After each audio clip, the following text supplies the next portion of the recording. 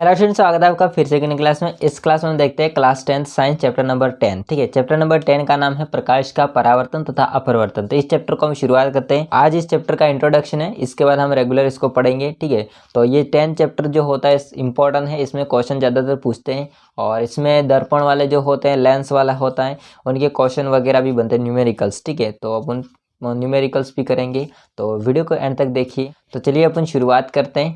देखिए ध्यान से, सबसे पहले हम बेसिक से पढ़ते हैं। बेसिक क्या है, सबसे पहले हम बात करते हैं प्रकाश, लाइट क्या होता है, लाइट के बारे में समझते हैं। ठीक है दोस्तों, लाइट का मतलब क्या होता है, जैसे कि हर कोई लाइट हो सकती है।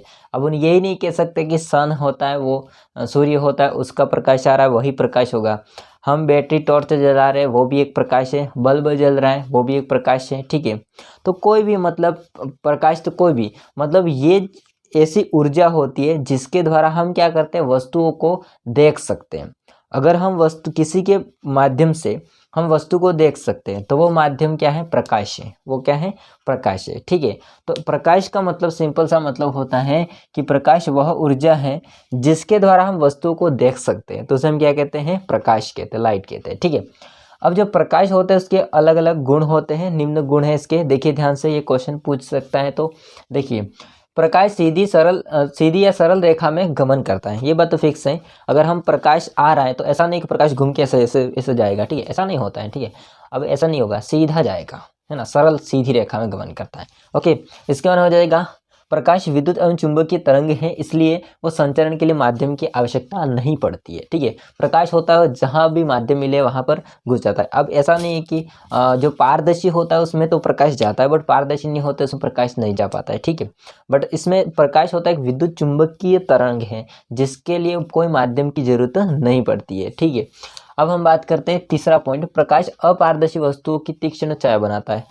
ऐसी बात है, बिल्कुल सही बात है कि देखिए, जैसे कि मैं खड़ा हूँ, है ना, अगर मेरे सामने से प्रकाश आ रहा है तो मैं अपारदर्शी हूँ, है ना, मेरा प्रकाश होता है आर पार नहीं हो सकता है। तो मेरा जो छाया होती है, तीक्ष्ण छाया, तीक्ष्ण छाया का मतलब होता है कि बहुत अंधेरी छाया। ठीक है, मतलब इसको ऐसे नहीं धुंधली धुंधली छाया बनेगी, ऐसा नहीं होता है। ठीक है, तीक्ष्ण छाया। अब मेरे सामने प्रकाश आ रहा है तो मेरा जो है बिंब, मैं बिंब हूँ, तो प्रतिबिंब जो मेरा बनेगा वो पीछे बनेगा छाया के रूप में। ठीक है, तो ये जो होता है, ये गुण भी होता है प्रकाश की। अगर अपारदर्शी वस्तु है तो उसमें प्रकाश गिर रहा है तो उस वस्तु का क्या बन जाएगी, उस तीक्ष्ण छाया बन जाती है। ठीक है, प्रकाश की चाल निर्वात में सबसे अधिक होती है। प्रकाश होता है, इसकी चाल जो होती है वो कितनी होती है, तो ये होती है 3 × 10⁸ मीटर पर सेकेंड। ठीक है, ये हो जाएगा इसकी चाल या वेग कह सकते हैं। ओके, अब हम देखते हैं दोस्तों प्रकाश का परावर्तन।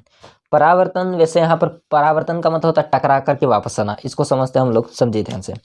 जैसे कि अगर मैं कहूँ कि ये कोई हमारे पास में तल है, ठीक है, समतल तल है। अब यहाँ पर कोई भी प्रकाश एक माध्यम से दूसरे माध्यम में आ रहा है तो ये प्रकाश होता है वो इस समतल तल से टकराया।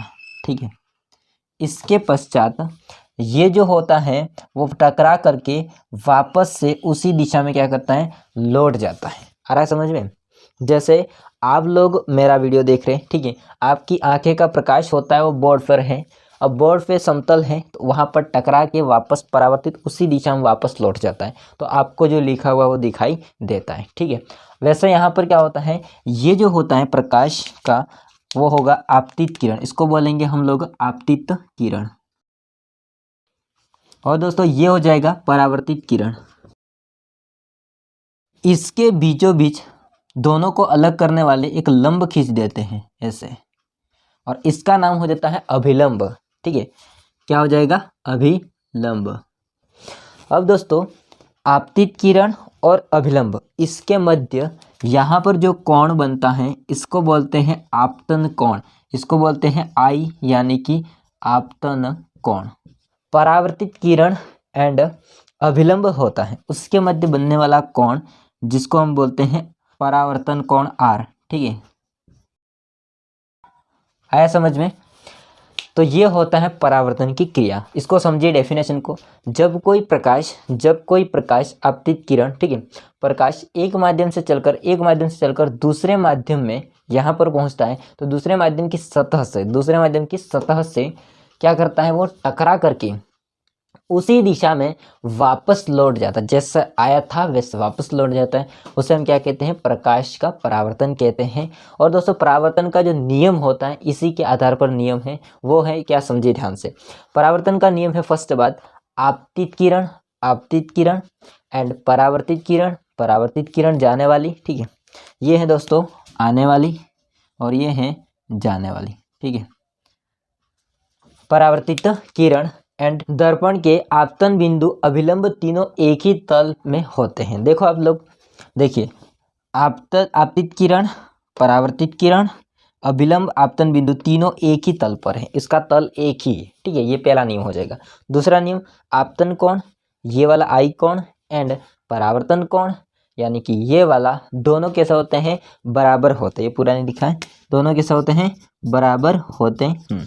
इसका मतलब कोण आई होता है वो कोण आर के बराबर होता है, ये याद रखना, ठीक है आपको। तो दोस्तों इस प्रकार से हमने आज देखा है प्रकाश का परावर्तन, इसके बाद प्रकाश के बाद मतलब चैप्टर का इंट्रोडक्शन देखा है। इसके बाद हम देखेंगे नेक्स्ट एपिसोड में, ठीक है। तो वीडियो अच्छा लगा लाइक कीजिए, चैनल को सब्सक्राइब नहीं किया कर देना। मिलते हैं नेक्स्ट वीडियो में, तब तक के लिए जय हिंद, वंदे मातरम।